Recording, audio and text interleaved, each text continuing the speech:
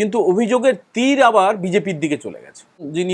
যিনি স্থানীয় বিজেপির নেতা, বারুইপুরের যিনি নেতা, এই হত্যাকাণ্ডে বা এই গণধর্ষণ কাণ্ডে বা রেপ অ্যান্ড মার্ডার যাই হোক, পুলিশ পরে সেটা জানাবে, সেই কাণ্ডে নাকি এই শান্তনু মণ্ডল মদত দিয়েছে এবং অভিযুক্তদের বাঁচানোর চেষ্টা করেছে। আমরা শান্তনুর বক্তব্য শোনাবো। মানে দেখুন, টেলিভিশনে যেটা দেখাচ্ছে বা ফেসবুকে যেটা আপনারা দেখছেন বা টুইটারে দেখছেন বা যে কোনো খবরে যেটা জানতে পাচ্ছেন, কানাঘুষোয় শুনতে পাচ্ছেন বা টেলিফোনে কেউ যদি বলে থাকে, সেটা হচ্ছে আংশিক সত্য। আসল সত্যিটা কি সেই কথাটা বলার জন্যই আলাদা করে এই এপিসোডটা তৈরি করছি। জয় হিন্দ বন্ধুরা, আমি দীপঙ্কর মণ্ডল, আপনারা দেখছেন নবান্ন নিমন্ত্রণ। আপনাদের সবাইকে স্বাগত। বন্ধুরা, কলকাতার যে অংশে আমি থাকি, এখানে কারণে অকারণে যখন তখন পটকা ফাটে। এই খানিকক্ষণ আগে পর্যন্ত টানা কি কারণে আমি সত্যিই জানি না, আকাশে সব পটকা ফাটছে, বিভিন্ন হাওয়াই উঠছে, এখনো পর্যন্ত কানে আসছে পটকার আওয়াজ, কি কারণে জানি না। অথচ আজকে রাতটা নিষ্প্রদীপ থাকলে আমরা খুশি হতাম। আজকে রাতে কেউ যদি মোমবাতি জ্বালাতো আমরা খুশি হতাম। কেন বলছি?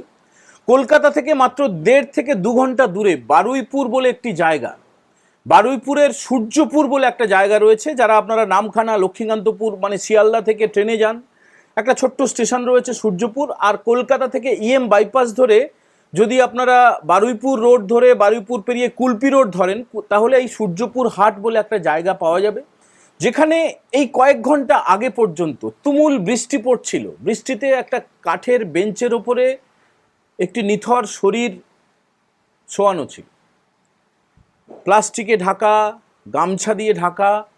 বৃষ্টি পড়ছে, তাও সরছেন না। হাজার হাজার মানুষ সেখানে শোক জানাচ্ছেন। একটি বাচ্চা মেয়ে ক্লাস 5-এ পড়তো, বয়স কত হবে, 11, 12 বা 13 বছর বড়জোর। সেই মেয়েটি গতকালকে মানে 4 জুলাই বিকেল 4:30-এর পর থেকে পরিবার বলছে 4:40 নাগাদ সে নিখোঁজ হয়ে যায়। এবং যেহেতু হাট সংক্রান্ত এলাকায় তার বাড়ি, হয়তো খাবার কিনতে বেরিয়েছিল, হয়তো সে খেলতে খেলতে বাজারে কোনো কাজে এসেছিল, তারপরে সে আর বাড়ি ফেরেনি। সন্ধেবেলা বাড়ির লোকজন গিয়ে স্থানীয় পুলিশ ফাঁড়িতে অভিযোগ জানান এবং কাছাকাছি বারুইপুর থানা কিছুটা দূরে, সেখানে গিয়ে তারা নিখোঁজ ডায়েরি করেন। যেটা অভিযোগ উঠেছে পুলিশের বিরুদ্ধে, পুলিশ খুব একটা তৎপরতা দেখায়নি। আজকে সকালে, অর্থাৎ কালকে বিকেলের ঘটনা, আজকে 5 তারিখ, 5ই জুলাই 2026, ওই এলাকার একটা পুকুরের কাছে নিথর দেহ পাওয়া যায়। দেহটি অবশ্যই, তার শরীরে অত্যাচারের ছবি রয়েছে। পুলিশ ময়নাতদন্তে নিয়ে গিয়েছে। তার আগে পর্যন্ত বলা যাবে না ঠিক কী কারণে মৃত্যু, কিন্তু পুলিশেরই প্রাথমিকভাবে অনুমান যে শ্বাসরোধ করে তাকে হত্যা করা হয়েছে। পরিবারের লোকজন যেটা দাবি করেছেন যে মেয়েটিকে গণধর্ষণ করা হয়েছে। তো সেই মেয়েটির দেহ, আমার যে কন্যা সন্তান একদম একই বয়সী, যেভাবে তামান্নার মৃত্যুর পরে আমরা আক্ষরিক অর্থে কেঁদেছিলাম, চোখে জল এসেছিল।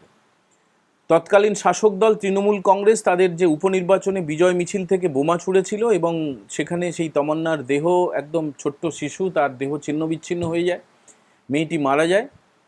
একইভাবে বারুইপুরের যে বাচ্চাটা, যার দেহ ময়নাতদন্তে নিয়ে যাওয়া হয়েছে পোস্টমর্টেমে, এবং মর্গ থেকে এখনো পর্যন্ত তার দেহ বেরোয়নি, এখনো পর্যন্ত তার রিপোর্ট পাওয়া যায়নি। প্রাথমিক রিপোর্ট বা চূড়ান্ত রিপোর্ট তো কয়েকদিন পরে পাওয়া যায়। সেই মেয়েটি সম্ভবত ধর্ষিতা হয়েছে এবং হত্যা তো অবশ্যই করা হয়েছে। তারপরে বারুইপুর পুলিশ জেলার তরফে 6 সদস্যের এসআইটি গঠন করা হয়েছে। একজন অ্যারেস্ট হয়ে গেছে, আর একজন সন্দেহভাজনকে স্থানীয়রা গণপিটুনি দিয়েছে এবং গণপিটুনির ফলে সেই লোকটা, ছেলেটি মারা গেছে, যুবক। সেই যুবকের নাম ইন্দ্রজিৎ তাঁতি। আর যে মেয়েটি মারা গেছে সে মুসলিম পরিবারে জন্মেছিল। তো এখানে একটা রং চড়িয়ে দেওয়ার চেষ্টা করা হচ্ছে হিন্দু মুসলিম, একদমই কাঙ্ক্ষিত নয়। গণপিটুনিও কাঙ্ক্ষিত নয়। এবং সবচেয়ে যেটা ভয়ঙ্কর, যে এখানে রাজনীতির রং জড়িয়ে দেওয়া হচ্ছে। এখানে বিজেপি, তৃণমূল, এখানে মুখ্যমন্ত্রী শুভেন্দু অধিকারী। কারণ মাঠে নেমে গেছে চরকুমূল, আর যেটা সিপিএমূল বললেই ভালো হয়, সিপিএম আর তৃণমূলের মধ্যে তো একটা ভালো জোট ছিল, এখনো পর্যন্ত রয়েছে। সিপিএম আর বেশ কিছু সেকুমাকু, তারা সব নেমে গেছে মাঠে। প্রতিনিধি চলে গেছে ওই বারুইপুরে। বারুইপুর তো খুব একটা দূর নয়, ট্রেনে যেতে 1.5 থেকে 2 ঘন্টা ম্যাক্সিমাম লাগে। আর যদি বাইপাস হয়ে আপনারা বারুইপুর হয়ে যান, সূর্যপুর বলে জায়গাটায় পৌঁছতে ম্যাক্সিমাম 2 ঘন্টা, যত জ্যাম হোক আর যত আস্তে গাড়ি যাক। তো একদম কলকাতার উপকণ্ঠে বলা যেতে পারে, সেখানে পৌঁছেও গেছে। সিপিএমের কিছু লোকজন চলে গেছে, তোলামূলের কিছু লোকজন চলে গেছে। দেখুন, রাজনীতির কথা বলতে আমরা বসিনি, কিন্তু অভিযোগের তীর আবার বিজেপির দিকে চলে গেছে। বিজেপিরই নাকি শান্তনু মণ্ডল বলে একজন, যিনি ওখানকার যিনি স্থানীয় বিজেপির নেতা, বারুইপুরের যিনি নেতা, সে নাকি এই এই হত্যাকাণ্ডে বা এই গণধর্ষণ কাণ্ডে বা রেপ অ্যান্ড মার্ডার, যাই হোক পুলিশ পরে সেটা জানাবে, সেই কাণ্ডে নাকি এই শান্তনু মণ্ডল মদত দিয়েছে এবং অভিযুক্তদের বাঁচানোর চেষ্টা করেছে। আমরা শান্তনুর বক্তব্য শোনাবো। এই জন্যই বলছি বারুইপুরের আসল সত্য। মানে দেখুন, টেলিভিশনে যেটা দেখাচ্ছে বা ফেসবুকে যেটা আপনারা দেখছেন বা টুইটারে দেখছেন বা যে কোনো খবরে যেটা জানতে পাচ্ছেন, কানাঘুষোয় শুনতে পাচ্ছেন, বা টেলিফোনে কেউ যদি বলে থাকে, হোয়াটসঅ্যাপে যদি কোনো খবর এসে থাকে, যদি না আসছে, সেটা হচ্ছে আংশিক সত্য। আসল সত্যিটা কি সেই কথাটা বলার জন্যই আলাদা করে এই এপিসোডটা তৈরি করছি। আমার মেয়ের বয়সী, আমার যে কন্যা সন্তান রয়েছে, সে ক্লাস 5-এ পড়ে। তার যে বয়স, সেই বয়সের একটা বাচ্চার ওপরে অত্যাচার করে জঘন্যতম নৃশংসভাবে তাকে হত্যা করা হয়েছে। এবং রাজ্যের মুখ্যমন্ত্রী শুভেন্দু অধিকারী এই যে মেয়েটি মারা গেছে তার পিতার সঙ্গে কথা বলেছেন টেলিফোনে। তিনি বলেছেন যে তিনি সমস্তভাবে তার পাশে রয়েছেন, পুলিশ প্রশাসন সমস্তভাবে ওই পরিবারের পাশে রয়েছে। আগামীকাল যেহেতু ছুটির দিন, আগামী পরশু অর্থাৎ 7 তারিখে হয় ভবানী ভবন বা নবান্নে এই পরিবারকে ডেকে পাঠানো হয়েছে। সম্ভবত পুলিশ কর্তারা বা প্রশাসনের কর্তারা, হয়তো মুখ্যমন্ত্রী নিজেও তাদের সঙ্গে দেখা করতে পারেন, কথা বলতে পারেন। এই ঘটনা গতকাল থেকে পুলিশ নিষ্ক্রিয় ছিল বলে অভিযোগ উঠছে এবং অভিযোগের সারবত্তাও রয়েছে। কিন্তু তারপরে আজকে সকাল থেকে এই পুলিশি নিষ্ক্রিয়তার অভিযোগের পরিপ্রেক্ষিতে এবং সুবিচারের দাবিতে, জাস্টিসের দাবিতে, ন্যায় বিচারের দাবিতে কুলপি রোড গোটাটা অবরুদ্ধ হয়ে যায়। এমনকি শিয়ালদা থেকে নামখানা যাওয়ার যে ট্রেন লাইন, সেটাও অবরুদ্ধ হয়ে যায় ঘন্টার পর ঘন্টা। রাস্তায় গাছের গুঁড়ি ফেলে, রাস্তায় টায়ার জ্বালিয়ে, এমনকি পুলিশ যখন সেই অবরোধ তুলতে এসেছিল, একজন পুলিশ কর্মীকে মারাও হয়েছে, জখম হয়ে তিনি চিকিৎসাধীন অবস্থায় রয়েছেন। পুলিশের একটা গাড়ি ভাঙচুর করা হয়েছে। ঘটনাটা মোটেও ছোট না, মোটেও ছোট না। আমি যেহেতু খুব বেশি টিভি দেখি না, আমি বলতে পারবো না যে এই খবরটা কতটা আপনাদের কাছে পৌঁছচ্ছে, কতটা মিডিয়া কভার করছে। অন্যান্য যে আলফাল আলবাল খবর বলি আমরা, কথায় কথায় বলি না যে আলবাল খবর, সেই খবরগুলোই কিন্তু টেলিভিশন চ্যানেল বেশি করে দেখায়। চরকু কি করছে, চরকুর বাবা কি করছে, চরকুর পরিবার কি করছে, আজে বাজে খবর যার কোনো বেস নেই, যেটা জেনে মানুষের কোনো লাভ নেই, যার কোনো ইম্প্যাক্ট নেই সমাজে। সেই খবর জানলেও কিছু না, না জানলেও কিছু না, কিন্তু এই খবরটা সবার অবশ্যই জানা উচিত। এই খবরটাতেই স্টিক করে থাকা উচিত ছিল প্রত্যেকটা টিভি চ্যানেলের। আর পরের দিনের খবর খবরের কাগজে কি ছাপাবে না ছাপাবে সেটা তো আমরা জানি না, পোর্টালগুলো কি করেছে তাও জানি না। কিন্তু এটা একটা জঘন্যতম, এটা একটা মারাত্মক খবর। দেখুন, কয়েকদিন আগে আপনারা জানেন যে দুর্গা সুরক্ষা বাহিনী বলে একটা বাহিনী তৈরি করা হয়েছে। মুখ্যমন্ত্রী শুভেন্দু অধিকারী উদ্বোধন করেছেন। প্রত্যেকটা প্রান্তিক এলাকায় মূলত নারী নিরাপত্তার জন্য, শিশু নিরাপত্তার জন্য এই বাহিনীর যারা সদস্য, যারা পুলিশ অফিসার, পুলিশ কর্মী, তারা টহল দেবেন। কিন্তু মানুষের মনের মধ্যে যে কুপ্রবৃত্তিটা রয়েছে, এই যে ঘটনাটা বারুইপুরে ঘটেছে না, এখানে যেটা জানা যাচ্ছে 3 থেকে 4 জন বা 5 জনও হতে পারে। এই মেয়েটিকে তারা ডেকে নিয়ে যায়, ঝোপঝাড় জঙ্গলের মধ্যে তাকে নিয়ে গিয়ে অত্যাচার করে। তারপরে আবার কোনো কোনো সূত্রে জানা যাচ্ছে যে তাকে বাঁচিয়ে রাখা হয়েছিল রাত পর্যন্ত। এই যে জেরায় নাকি জানিয়েছে যে গণপিটুনিতে মারা গিয়েছে, সে জানিয়েছে, সে কবুলও করেছে, তারপরে নাকি তাকে গণপিটুনি দেওয়া হয়েছে। কিন্তু এটা কোনো ওষুধ না, এটা কোনো ওষুধ না। এই কারণে বলছি যে একজনকে ওইভাবে গণপিটুনি দিয়ে মেরে দেওয়া হলো, এটা তো প্রথমবার না। মানে আগেও বহুবার ওই রকম গণপিটুনিতে মেরে ফেলা হয়েছে। তারপরে কি কোনো শিশুর ওপরে বা কোনো নারীর ওপরে, আমাদের মায়েদের ওপরে, বোনেদের ওপরে অত্যাচার কমেছে, বন্ধ হয়ে গেছে? তা তো হয়নি। তাহলে যেটা করতে হবে সেটা হচ্ছে কঠোরতম শাস্তি, ক্যাপিটাল পানিশমেন্ট, মানে একদম ফাঁসি। ফাঁসি ফাঁসি বহুদিন হয়নি আমাদের দেশে, ফাঁসি হয়নি। অভয়াকাণ্ডেরও এখনো পর্যন্ত পুরোপুরি বিচার হয়নি।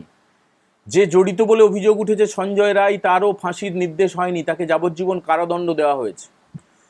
একটা অংশ বলে থাকে যে আমরা প্রাণ দিতে পারি না, আমরা প্রাণ কি করে কেড়ে নেব। কিন্তু যে সমস্ত যারা এই দুষ্কৃতী, যারা ক্রিমিনাল, যারা জন্তু জানোয়ারের মতো কোনো শিশুর দেহ, মহিলার দেহ, নারীর দেহ এইভাবে খুবলে খুবলে খায়, উল্লাস করে অবশ্যই, এবং তারপরে তারা যদি সরকারি খরচে জামাই আদর নিয়ে ওই জেলখানার মধ্যে থাকে, সেটা কতটা কাঙ্ক্ষিত আমরা ভেবে দেখার অনুরোধ করব। আমরা চাই ক্যাপিটাল পানিশমেন্ট হোক। বারুইপুর জেলা পুলিশের তরফে এবং রাজ্য পুলিশের তরফে আইজি কঙ্কর প্রসাদ তিনি গিয়ে ওই এলাকায় মাইকে বলেছেন, তিনি কি বলেছেন সেটাও শোনাবো। কিন্তু একটা কথা আমাদেরকে ভুলে গেলে চলবে না, একটা কথা অবশ্যই আলোচনায় আনতে হবে, যে এর মধ্যে কি মানে প্রতিবাদেরও একটা কি কোনো সংগঠিত রূপ ছিল, নাকি স্বতঃস্ফূর্তভাবে ওইভাবে গাছের ওপরে না, মানে রাস্তার ওপরে গাছের গুঁড়ি ফেলে আগুন জ্বালিয়ে পুলিশকে মেরে একজনকে গণপিটুনি দিয়ে হত্যা করে তারপরে মানবাধিকার কর্মীদের নাম করে বেশ কিছু লোকজন চলে যাওয়া, আইনজীবীদের একটা অংশ চলে যাওয়া, সেখানে গিয়ে শুভেন্দু অধিকারীর মুণ্ডপাত করা, মানে মুখ্যমন্ত্রী হিসেবে শপথ নেওয়ার পরে 2 মাসও এখনো পর্যন্ত হয়নি যে লোকটার, সে কি করছে, কেন করছে, বিজেপি ক্ষমতায় এসে কত খারাপ হয়েছে। আপনারা মনে করুন তো 2011 সালে যখন তৃণমূল ক্ষমতায় এসেছিল তখন কি হয়েছিল। পার্ক স্ট্রিটে যে গণধর্ষণটা হয়েছিল তার যে মূল অভিযুক্ত সে তো একজন চিত্রতারকা, মানে তোলামূলের পরে সে এমপি হয়েছিল, তার বন্ধু ছিল, তার সঙ্গে বিয়ে হওয়ার কথা ছিল, সেই লোকটা কিন্তু এখনো পর্যন্ত ফেরার, এখনো পর্যন্ত পলাতক। আর তারপরে তৎকালীন যে মুখ্যমন্ত্রী ছিল, তৎকালীন যারা তৃণমূলের নেতা নেত্রীরা ছিল, তারা কি বিবৃতি দিয়েছিল, ছোট্ট ঘটনা, কিছু হয়নি, সাজানো ঘটনা, এইসব বলেছিল। কিন্তু বিজেপি সরকার আসার পরে, একটা সরকার আসার পরে এখনই কি মূল্যায়ন করে ফেলার সময় এসে গেছে? 2 মাস তো হয়েছে। যদি কোনো তোলাবাজি হয়, যদি কোনো দুষ্কর্ম হয়, যদি কোনো খারাপ কিছু হয়, চাকরি চুরি হয়, সেটা নিয়ে তো অবশ্যই আমরা আলোচনা করব। কিন্তু একটা সরকার 2 মাসও হলো না, মানে মুখ্যমন্ত্রী শুভেন্দু অধিকারী 2 মাসও তিনি দায়িত্ব নিলেন না, তার বিরুদ্ধে কুৎসা করা শুরু হয়ে গেল। চোরামূল, তোলামূল, চরকুমূল আর শিপেমূল আর ওই যারা যারা আছে। কেন এটা হবে? এইটাকে কি হাতিয়ার করে একটা উস্কানি দিয়ে একটা বড় নৈরাজ্য তৈরি করার চেষ্টা করা হচ্ছে? এর পিছনে কি কোনো বড় কারো মাথা আছে, বড় কোনো মদত আছে? প্রশ্ন তো অবশ্যই উঠবে। তার কারণ চরকু নিজে লিখেছে সোশ্যাল মিডিয়ায়, কটাক্ষ করেছে, বিভিন্ন সিপিএমের নেতারা তারা পোস্ট করতে শুরু করে দিয়েছে, তারা আজে বাজে নোংরামি করতে শুরু করে দিয়েছে। তবে এটা ভালো খবর যে এই যে মেয়েটি যাকে হত্যা করা হয়েছে, সম্ভবত তাকে রেপও করা হয়েছে। কেন সম্ভবত বলছি? তার কারণ পোস্টমর্টেম রিপোর্ট আসার আগে পর্যন্ত আমরা এটা বলতে পারি না। কোনো কোনো জায়গায় আমরা তার নামটাও প্রকাশ করতে পারি না, মেয়ের বাবার নামও আমরা বলতে পারি না। আর আপনারা সোশ্যাল মিডিয়া খুললে দেখবেন মেয়েটির বাবার নাম বারবার করে বলা হচ্ছে, কোথাও কোথাও মেয়েটার ছবি দেখানো হচ্ছে, মেয়েটির নামও বলা হচ্ছে। এটা ভারতীয় আইন বলে না। কোনো মেয়ের ওপরে যদি যৌন হেনস্থা হয়, তাকে রেপ অ্যান্ড মার্ডার করা হয়, একদিকে এটা দাবি করছে যে রেপ করা হয়েছে, আবার বলছে তার নামেই, তার বাবার নামেই। এগুলো ভীষণভাবে অন্যায়, এটা বলা উচিত না, আমরা জানলেও বলছি না। তবে বন্ধুরা, যে অভিযোগটা উঠেছে আমি কয়েক সেকেন্ড করে একটুখানি আপনাদেরকে দেখাবো, তারপরে এই আলোচনা অবশ্যই এগোবে। একটুখানি শুনে নিন যে শান্তনু মণ্ডল নামে বিজেপির যে নেতা, তার বিরুদ্ধে অভিযোগ করার পরে তিনি একটা বড় বিবৃতি দিয়েছেন, কিন্তু আমরা ছোট করে শুনে নেব তার কি বক্তব্য। আপনার পিছনে কোনো কি রাজনৈতিক চক্রান্ত না, আছে? কোনো রাজনৈতিক চক্রান্ত নেই। আর আমি নিজে বারুইপুর পশ্চিম 3 নম্বর মণ্ডলের বিজেপির জেনারেল সেক্রেটারি। আমি সারা কালকে রাত থেকে এই একটা বাচ্চা, মানে আমার নিজেরও মানে যে আবেগটা আমি আপনাদেরকে বোঝাতে পারছি না। কালকে রাত থেকে জেগে এই আসামি এবং বলুন বাচ্চাটাকে খোঁজ করছিলাম। তবে একটা দুঃখের খবর, যে বাচ্চাটাকে আমরা চাইছিলাম যাতে ওর মায়ের কোলেও ফিরে আসুক, সেটা হলো না। খুব দুঃখের সঙ্গে বলতে হচ্ছে। এবং আমাদের মাননীয় যে মুখ্যমন্ত্রী আছেন, আমি তার কাছে আবেদন একটাই করব যে এইরকম সমাজ বিরোধী এবং এইরকম যে বদমাইশগুলোকে সমাজে দৃষ্টান্তমূলক শাস্তি দেওয়ার ব্যবস্থা করুন। দেখুন, এই শান্তনু মণ্ডল, একে কিন্তু আমরা ক্লিন চিট দিচ্ছি না, আমরা শুধু তার বক্তব্যটা শোনাচ্ছি। তার কারণ এই যে যারা বলছে বিজেপি দোষী, বিজেপির শান্তনু মণ্ডলকে ধরা হোক, সেই দোষী, আসল কালপ্রিট, আমাদের উচিত যে তার বক্তব্যটা শোনানো। এখন পুলিশের যে 6 সদস্যের যে এসআইটি হয়েছে, স্পেশাল ইনভেস্টিগেশন টিম, তারা নিশ্চয়ই তদন্ত করবে, নিশ্চয়ই এই বিজেপির এই নেতাকে জেরা করবে, নিশ্চয়ই পুলিশ যারা দায়িত্বে ছিল, পুলিশ কর্মীরা বা পুলিশ অফিসারেরা গতকাল তারা কেন দ্রুততার সঙ্গে পদক্ষেপ করেনি সেটাও নিশ্চয়ই তদন্ত হবে। এর পাশাপাশি কিন্তু গণপিটুনি এবং এই একজন পুলিশ কর্মীকে জখম করে তাকে হাসপাতালে পাঠানো সেটারও তদন্ত হবে।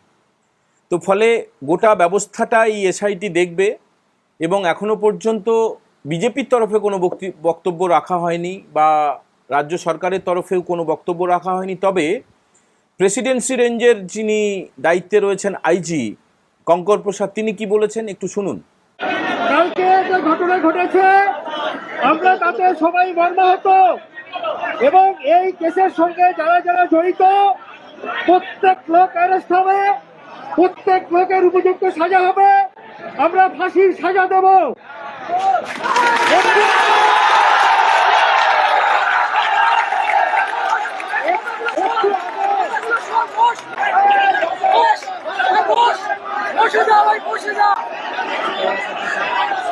শুনুন, আপনি শুনুন, একটু আগে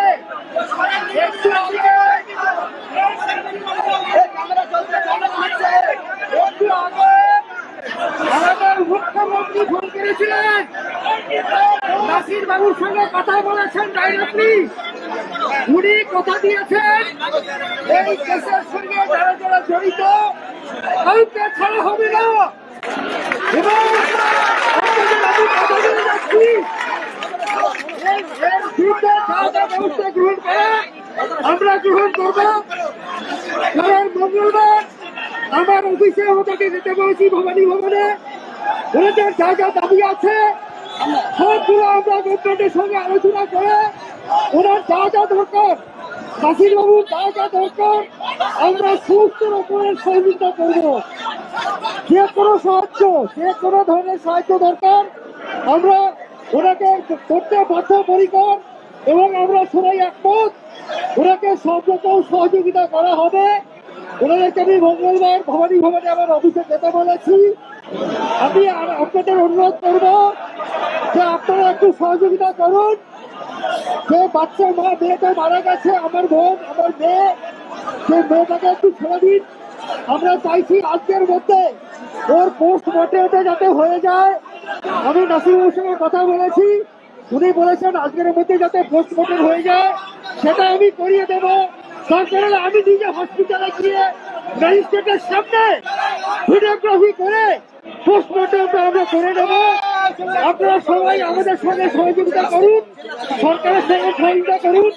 আমরা সবসময় আপনাদের সঙ্গে আছি, পাশে আছি। আমি এখানকার পুরনো অফিসার, এখানে আমি প্রায় 7 বছর কাজ করে গেছি। এসডিও ছিলাম, এডিসি ছিলাম, আবার আইজি হয়ে এখানে এসেছি। এখানে অনেকেই আমাকে চেনেন। আমি যা বলি তার বাইরে কোনো কথা হবে না। আমি প্রত্যেকটা কথা আপনাদের মেনে নিলাম এবং প্রত্যেকটা কথার কাজ হবে এবং আমি সবসময় আপনাদের সঙ্গে আছি, পাশে আছি। আপনারা সবাই মিলে আমাদেরকে সহযোগিতা করুন, আমাকে বলুন যা দরকার আপনার এই এরিয়াতে সেটাও আমরা দেখে নেবো। এর সঙ্গে দেখে নেবো